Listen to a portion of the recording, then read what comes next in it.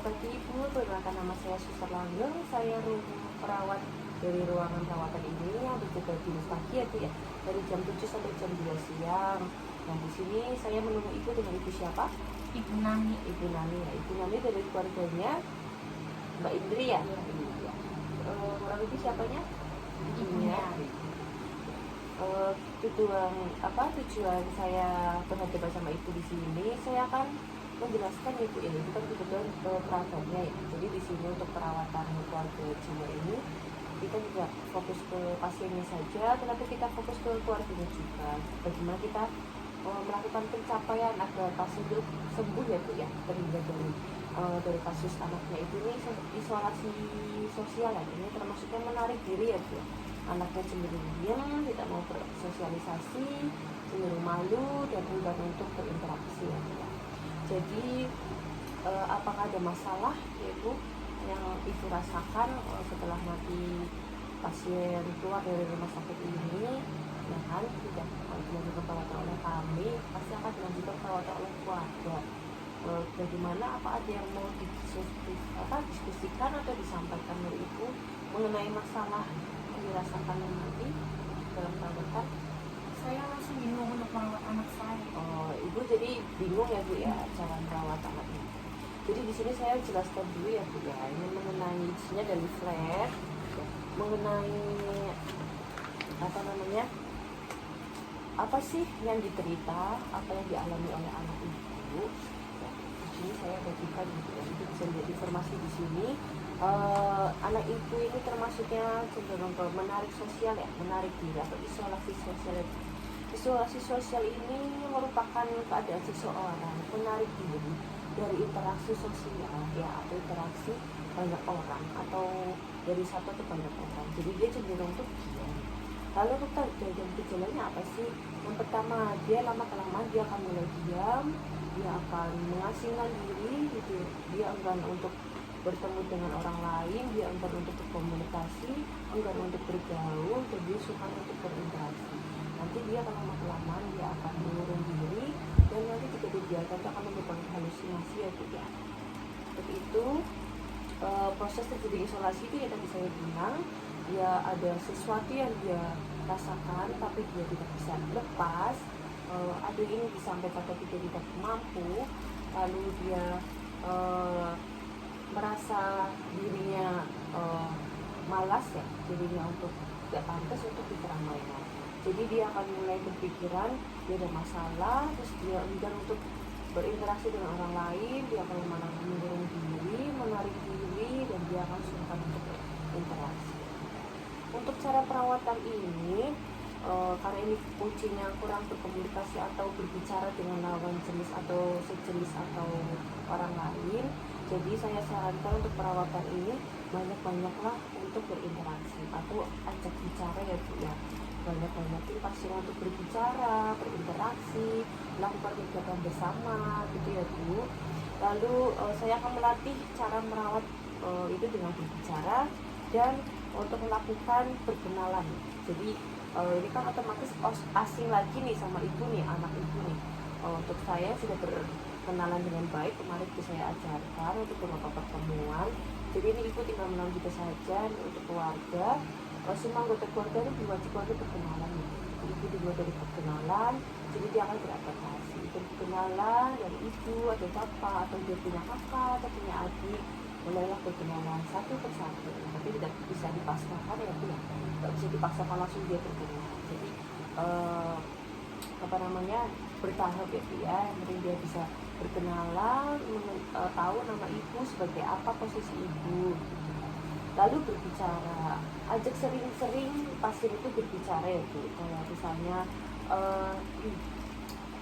hal apa saja yang dia bicarakan, apa Ibu respon. Ibu juga harus mancing pembicaraan sama dia ya. Misalnya dari kegiatan Ibu menceritakan kembali kegiatan-kegiatan Ibu sama pasien itu gimana, diceritakan saja. Untuk itu saya akan punya jadwal ini sebagai pedoman itu ya nanti ya, untuk membantu pasien sesuai jadwal ya kan, dan memberikan ujian. Jadi jangan lupa Ibu setelah ini memberikan pasien jadwal, Ibu harus memberikan pujian kepada pasien. Maka dia itu merasa, oh iya, saya bermanfaat nih melakukan kegiatan ini. Gitu.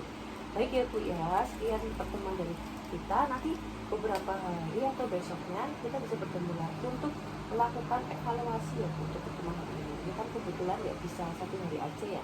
Ini kan perawatan di rumah kan juga agak asing bagi Ibu untuk apa sih itu menarik diri atau isolasi sosial. Jadi kita memerlukan beberapa pertemuan ya. Jadi untuk hari ini sekian ya Bu ya. Untuk besok kita kontrak waktu untuk mengajukan evaluasi ya, melakukan evaluasi, dan nanti saya akan menjelaskan kegiatan rumah yang terlibat agar pasien bisa berinteraksi dengan orang rumah ya. Besok mau jam berapa Bu? Sama aja kayak Jam ini ya, mulai jam besok kami jam siang aja ya, jam 12 ya. Lalu tempatnya mau gimana? Di sini. Sudah, terima kasih ya untuk waktunya. Besok kita bertemu kembali. Selamat pagi. Selamat siang Ibu. Kembali lagi sama saya ya, perawat langgeng ya. Sini saya akan melakukan evaluasi kembali ya Bu ya. Ini dengan ibunya Mbak Indri. Iya, dengan ibunya Mbak Indri. Untuk pertemuan kali ini ya Bu ya, saya akan menjelaskan kegiatan apa aja sih yang harus dilibatkan oleh Mbak Indri sama keluarga, misalnya agar dia bisa berinteraksi kembali sama keluarga ya, sama kita saja tapi sama seluruh anggota keluarga. Jadi kegiatan ini dimulai kurang lebih 5-10 menit Ibu bersedia. Saya bukan mulai gitu. Yang pertama ini saya akan mengevaluasi kembali. Yang kemarin saya sudah menjelaskan mengenai cara merawat ya, sederhana kepada Ibu. Saya bisa mendengarkan itu lebih kembali cara merawat. pasti saya merawat saling berkomunikasi, saling interaksi aja. Interaksi ya, jadi sering-sering ngajak ngobrol ya Bu ya, jangan sampai dia menyendiri terus dia kepikiran jadi dia diem lagi. Untuk evaluasi Ibu bagus ya, bisa menyebutkan tadi. Nanti saya akan menjelaskan ya kegiatan rumah yang bisa melibatkan pasien ya Mbak Indri, bisa bergabung lagi atau berinteraksi lagi sama keluarga ini. Misalnya sering melakukan makan bersama Bu. Ya kadang-kadang. Iya, berarti makan bersama, sholat jamaah juga ya, bareng-bareng ya. Nah, jadi ini setelah pasien melakukan perawatan di rumah, itu jangan dihilangkan itu kebiasaan misal makan bersama, tetap diajak dia. Meskipun dia nggak mau menolak, tapi pelan-pelan diajak untuk makan bersama. Lalu melakukan sholat bersama. Itu kan merupakan salah satu kegiatan yang bisa melibatkan dia lebih aktif lagi ya dalam berinteraksi. Jadi saya juga akan melatih ya cara membimbing Ibu bagaimana komunikasi yang benar untuk berbicara. Yang pertama, kalau misalnya kita berbicara sama pasien dengan isolasi sosial ini atau menarik diri ini, Ibu itu harus sabar, karena kan memang cenderung diam, tapi jangan putus asa, tetap membiarkan dia tuh nyaman dengan keadaan kita, dan tetap kita harus berkomunikasi, berbicara terus, berbicaranya dalam intinya berinti ya. Bisa kita basa-basi sama pasien, tapi kita harus memancing terus agar Mbak Indri ini tetap mau ngomong ya. Lalu udah itu Ibu udah paham yang saya ajarkan, sudah membimbing. Nanti saya akan melakukan ini jadwal lagi ya Bu ya, memantau jadwal sesuai saat besok ini ya. Nanti kalau Ibu besok, nanti Ibu bisa cetak sini ya, jadwalnya untuk pertemuan kedua. Nanti kita akan melakukan pertemuan lagi setelah Ibu besok. Ibu bisa menghubungi saya kapan bisa waktunya ya. Kurang lebih kapan Ibu besok atau Lisa? Besok bisa. Besok bisa ya, bisa kembali ke sini lagi ya Bu ya, untuk mencapai target ini ya Ibu paham mengenai perawatan di rumah. Jadi nanti untuk pertemuan ketiga waktunya gimana sih? Sama aja Kayak gini ya, jam besoknya aja ya, jam 12 sampai jam 1 ya Bu. Kita informasi ulang. Baik Bu, terima kasih atas waktunya untuk hari ini. Besok kita bertemu lagi kembali untuk melakukan kegiatan selanjutnya. Terima kasih Ibu. Selamat siang Ibu. Kembali lagi ya sama saya ya, perawat langgeng ya. Di sini yang sudah saya atau kita janjikan kemarin ya, pertemuan ini akan membahas kegiatan lebih lanjut. Jadi untuk melibatkan pasien melatih kegiatan sosial. Jadi di sini sebelum mulai saya akan meminta waktu itu 5 sampai 10 menit Ibu bersedia ya. Jadi bersama saya akan mengangkat evaluasi ya Bu ya, saya berikan pada pertemuan pertama dengan teman-teman kedua. Saya akan bertanya mengenai cara berkenalan atau mengajarkan berkenalan kepada pasien itu gimana ya Bu? Nah, dia udah mulai perkenalan kayak nama grupnya gitu. Sudah mulai bercerita itu ya, sedikit ya.